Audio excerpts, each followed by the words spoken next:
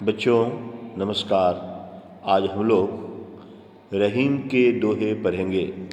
हमारे पाठ्य पुस्तक में रहीम के 5 दोहे दिए गए हैं। वे इस प्रकार हैं। रहीमन धागा प्रेम का मत तोड़ो चटकाए, टूटे तो फिर ना मिले, मिले गांठ पर जाए। दूसरा, ए रहीम निज संग ले, जनमत जगत न कोय, वैर प्रीति अभ्यास जस होत ही होए। तीसरा दोहा कहता है, रूठे सुजन मनाइए, जो रूठे 100 बार, रहीमन पुनि पुनि पोहिए, टूटे मुक्ताहार। चौथा दोहा, जो रहीम उत्तम प्रकृति, का करी सकत कुसंग, चंदन विष व्यापत नहीं, लिपटे रहत भुजंग। और अंतिम दोहा है, रहीमन देख बरेन को, लघु न दीजिए डारी, जहाँ काम आवे सुई, कहा करे तरवारी।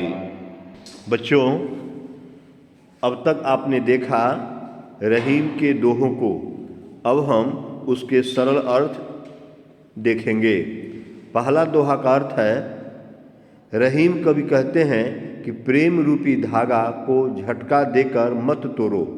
प्रेम का धागा टूट जाए तो वह जुट नहीं सकता। अगर प्रेम के धागे को कोई जोड़ भी दे तो उसमें गांठ पड़ जाती है। गांठ लगा जीवन भला हमारे प्रेम के लिए कितना सुखद या दुखद हो सकता है, हम समझ सकते हैं। बच्चों, दूसरे दोहे में कहा गया है कि इस धरती पर कोई भी 3 चीज़ें लेकर नहीं जन्मता। क्या क्या? वैर, प्रेम और यश। ये तीनों अर्थात वैर, प्रेम और यश धीरे धीरे यही बढ़ता है।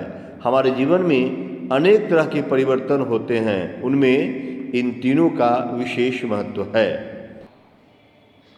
तीसरे दोहे में रहीम कवि कहते हैं कि अगर सज्जन व्यक्ति रूठ जाए तो उन्हें 100 बार मनाना चाहिए।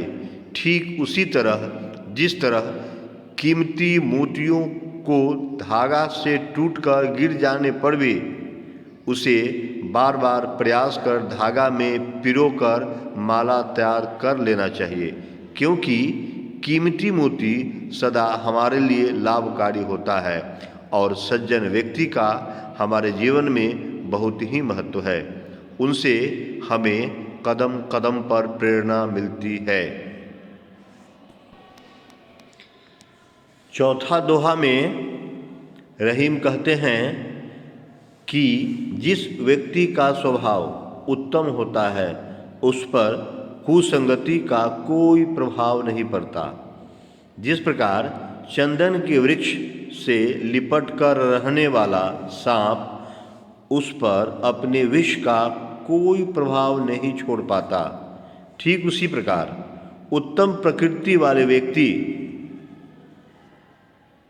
पर बुरी संगति का कोई कुप्रभाव नहीं पड़ता है।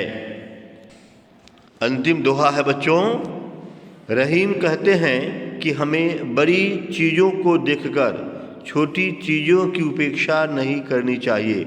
जहाँ सुई हमारे लिए उपयोगी और आवश्यक है, वहाँ तलवार से काम नहीं लिया जा सकता।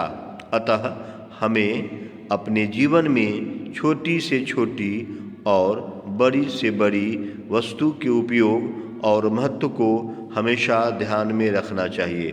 तो इस तरह ये 5 दोहे और उनके सरल अर्थ आपके बीच रखे गए हैं। इस पर आधारित जो भी प्रश्न पूछे जाएंगे, आप बड़ी सरलता पूर्वक उसे हल कर सकते हैं।